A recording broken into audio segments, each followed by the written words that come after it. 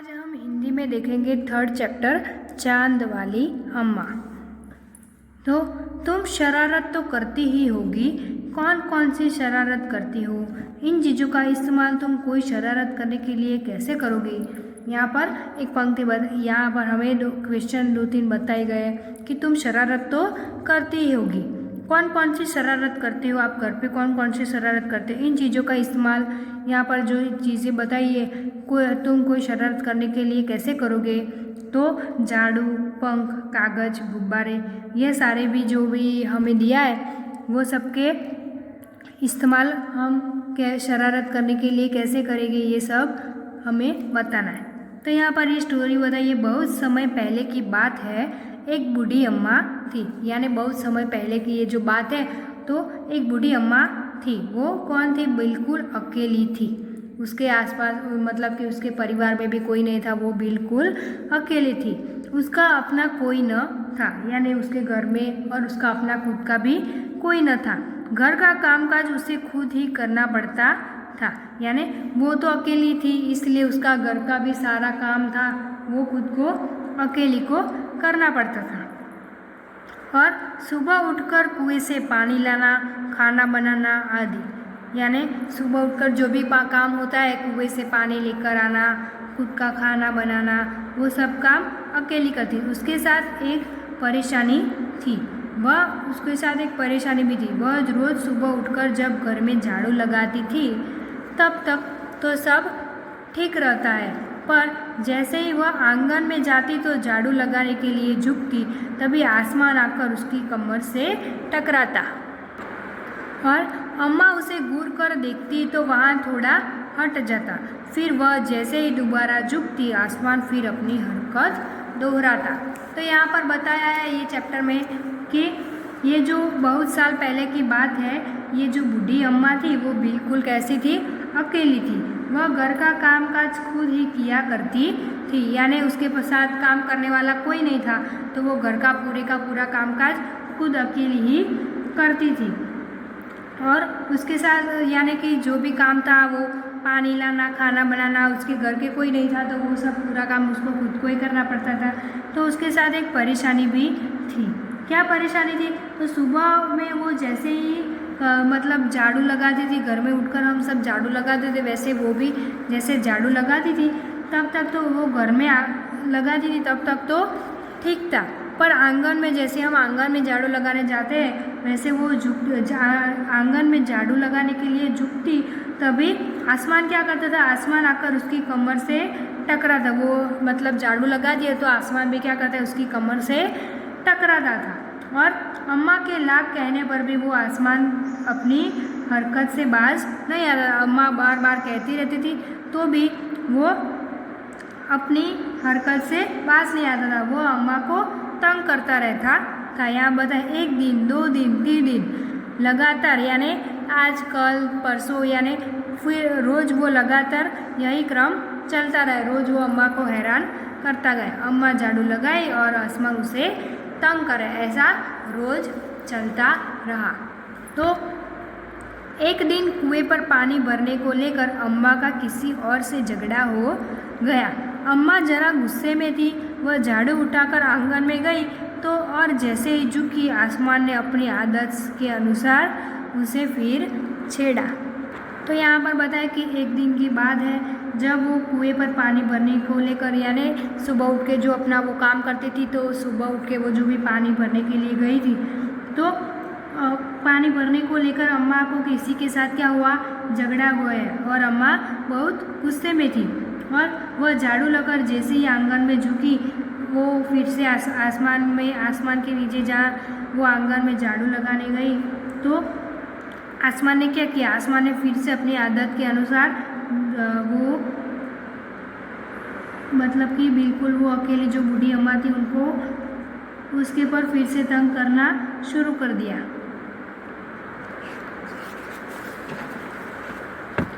तो अम्मा ने आव देखा न ताव और कस कर एक झाड़ू आसमान को दे मारी। उसने कुछ भी देखा नहीं, वो तो गुस्से में थी, और एक कस कर झाड़ू उसको मार दिया। और आसमान क्या किया? झट हट गया।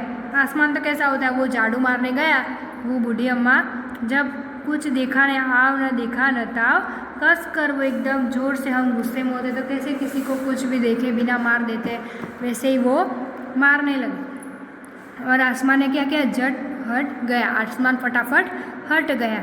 पर वह भी अपनी आदत से मजबूर था, और वो भी अपनी आदत जो थी ऐसे नखरे करने की, उससे मजबूर था। दूसरी बार फिर अम्मा के झुकते ही टक्कर मारने लगा। दूसरी बार फिर अम्मा फिर से झाड़ू लगाने गई तो वो टक्कर मारने लगा। अम्मा ने फिर पूरी ताकत से उस पर वार कर किया। अम्मा ने क्या किया, फिर से पूरी ताकत से उस पर वार किया, और फिर से मतलब कि उस पर फिर से वो झाड़ू मारने गई। तो आसमान को शरारत सूझी। इस बार उसने झाड़ू पकड़ ली। उधर आसमान ने क्या किया, आसमान को ऐसा करने की शरारत सूझी। इस बार उसने क्या किया, झाड़ू पकड़ लिया। अब वो बूढ़ी अम्मा जिसने वो झाड़ू से मार रही थी, उसका झाड़ू आसमान ने पकड़ लिया। उधर अम्मा भी झाड़ू पकड़े थी। अम्मा ने भी क्या किया था, एक साइड अम्मा ने भी यहाँ पर पिक्चर में बताया, एक बार आसमान भी झाड़ू पकड़ रहा है और एक बाजू अम्मा भी झाड़ू पकड़ रही। और क्या हुआ, रस्सा कशी शुरू हो गई, यानी एक दूसरे में सामने सामने रस्सा कशी शुरू हो गई। झाड़ू का ऊपर वाला हिस्सा आसमान में पकड़े हुआ था और नीचे वाला अम्मा ने, यानी झाड़ू का ऊपर वाला जो हिस्सा था वो यहाँ पर बताया आसमान ने पकड़ा था और नीचे वाला हिस्सा अम्मा ने पकड़ा था। दोनों छोड़ने को तैयार नहीं थे। अम्मा चिल्लाई, छोड़ मेरा झाड़ू, यानी दोनों रस्सा कसी कर रहे थे तो दोनों भी, कोई भी छोड़ने को झाड़ू तैयार नहीं था। तो अम्मा ने ज़ोर से चिल्लाई और बोला, छोड़ मेरा झाड़ू, मेरे पास एक यही झाड़ू है, मेरे पास एक ही झाड़ू है, तो ये झाड़ू छोड़ दे। तो तब भी आसमान ने नहीं छोड़ा। आसमान ने क्या किया, तो भी वो झाड़ू नहीं छोड़ा। और बूढ़ी अम्मा कब तक रस्सा कसी करती, थक गई बूढ़ी अम्मा, तो क्या कब तक ऐसा कर सकती, क्योंकि वो तो बूढ़ी थी, थकी हुई थी, तो ऐसी रस्सा कसी नहीं कर सकती। आसमान ने झाड़ू खींचना नहीं छोड़ा। आसमान ने क्या किया, झाड़ू खींचना छोड़ा नहीं, उसको तो शरारत सूझी थी।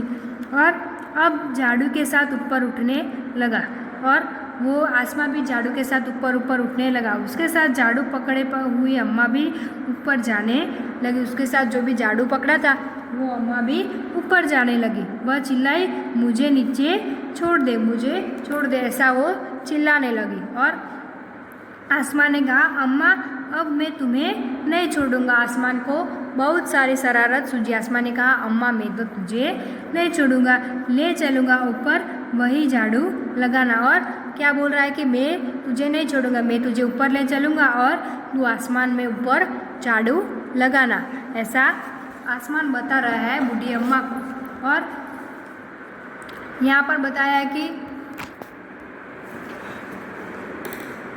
अम्मा अब झाड़ू नहीं छोड़ सकती थी, क्योंकि अम्मा अगर झाड़ू छोड़े तो वो ऊपर से गिर सकती है कोई भी समय, तो नहीं छोड़ सकती थी, क्योंकि वह बहुत ऊपर जा पहुँच चुकी थी।